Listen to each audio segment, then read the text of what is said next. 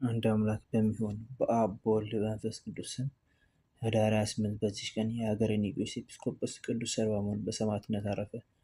ይህም ቅዱስ በኢየሩሳሌም ሀገር ከሌዊ ነገድ ለሆነ ለእስጢፋኖስ ከዘመዶች ውስጥ ነው። የአባቱም ስም አብርሃም ነው። እርሱ የሌዊ ልጅ የዮሴፍ ልጅ ለስምዖን ወንድም ለእስጢፋኖስ እናት ወንድሟ የሆነ ነው።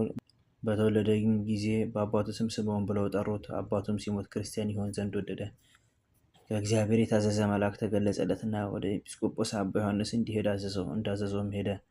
እርሱም የመድኃኒታችን የክርስቶስን ሰው መሆኑ ምስጢር ገለጸለት። ግን ዘመዶቹ የሆኑ አይሁድን ስለፈራ በኢየሩሳሌም ሀገር የክርስትና ጥምቀትን ሊያጠምቀው አልደፈረም። ኤጲስቆጶስም ስለ እርሱ ምን እንደሚያደርግ ሲያስብ እመቤታችን ቅድስት ድንግል ማርያም ተገልጣለት ወደ እስክንድርያ ሊቀ ጳጳሳት ቴዎናስ እንዲልከው አዘዘችው። ሰሎሞንም እየተጓዘ ሳለ እነሆ የእግዚአብሔር መልአክ ቀደም ብሎ በሰው አምሳል ወደ ቴዎናስ ቀርቦ ስለ ቅዱስ ሰሎሞን አስረዳው።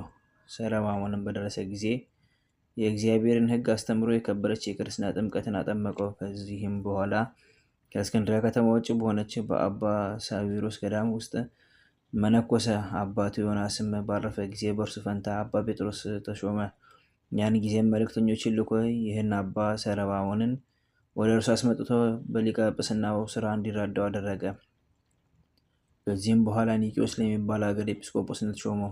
ብዙዎች አብያተ ክርስቲያናትም በእርሱ ደስ አላቸው። እግዚአብሔርም በእጆቹ ድንቆች ታምራትን አደረገ። በሀገሩ አቅራቢያ ሰዎች የሚያመልኳቸው የጣዖታት ቤቶች ነበሩ። ያጠፋቸውም ዘንድ እግዚአብሔርን ለመነው።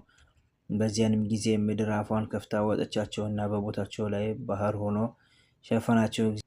እግዚአብሔርም ከሀገረ ስብከቱ ጣዖታትን ደመሰሰ። ዳግመኛም አብን፣ ወልድን፣ መንፈስ ቅዱስን አንድ አካል የሚያደርግ የሰባርዮስን ስድብ አስወገደ። ዲዮቅልጥያኖስም ክዶ ጣዖታትን ባመለከ ጊዜ ቅዱስ ሰሎሞን የአማልክትን አምልኮ እንደሚሽር ነገሩት። እርሱም ሰምቶ ተቆጣ። ወደ እርሱም እንዲያመጡት አዘዘ።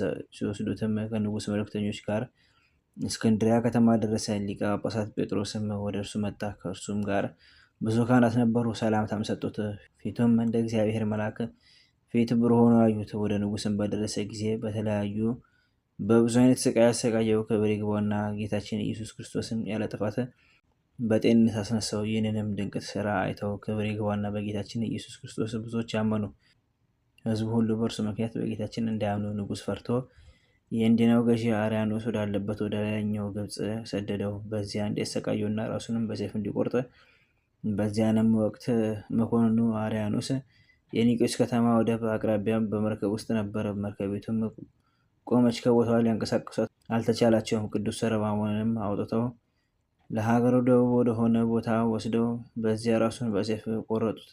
ምዕመናንም መጥተው ስጋውን ወስደው በክብር ገነዙት፣ በቤተ ክርስቲያን ውስጥ አኖሩት። ከስጋውም ድንቆች ታምራት ሆኑ። ለእግዚአብሔር ምስጋና ይሁን፣ እኛንም በዚህ አባት ጸሎት ይማረን፣ በረከቱም ከኛ ጋር ትኖር ለዘላለሙ አሜን። በዚችም ቀን በኢትዮጵያ ምድር በደብረ ቁንጽል ተጋድሎን የፈጸመ አባ ሊቃኖስ አረፈ። በረከቱ ከኛ ጋር ትኖር ለዘላለሙ አሜን። አንድ አምላክ በሚሆን በአብ በወልድ በመንፈስ ቅዱስ ስም ኅዳር 29 በዚች ቀን ክብር ይግባውና ጌታችንና መድኃኒታችን ኢየሱስ ክርስቶስ ከእመቤታችን ከቅድስት ድንግል ማርያም ለተወለደበት ልደቱ መታሰቢያ ሆነ። ይቅርታውና ቸርነቱ ከኛ ጋር ይኑር ለዘላለሙ አሜን። ዘአቅረብኩ ማሕሌተ ዘኪርያ አእላፈ እምይእዜሰ ዘልፈ ለአነብብ ተወከፍ ስኔቴ መጽሐፈ እንተ ርእሰከ እግዚኦ ጸሪቀ መሬት ወከፈ እምእላቡ ብላስ ዘተርፈ ነቢያት ቅዱሳን ሐዋርያት ሰበክያን ሰማዕታት ወጻድቃን ደናግል ናዲዮ ወመነኮሳት ኢራን ባርኮ ጉባኤ ዘቴ መካን እስከ ደገ ሄሊ ኮኑ ሕፃን ለተጻፈ በክርታስ ወለተጻፈውን ስለደረሰ ወለዛ አምቦስ ተረጎን ሳዲስ ወለሰማ ቃሎ በዝነፈስ ጸሎተሙ ማርያም አረቂተ ሁሉ እንባስ ወሬ ማረነ ኢየሱስ ክርስቶስ በቅዱሳኑ ጸሎት ጠብቀን፣ በረከታቸው ከኛ ጋር ትኑር። ኦ አምላክነ በከመ ርትከ ወአኮ በከመ አበሳነ አቡነ ዘበሰማያት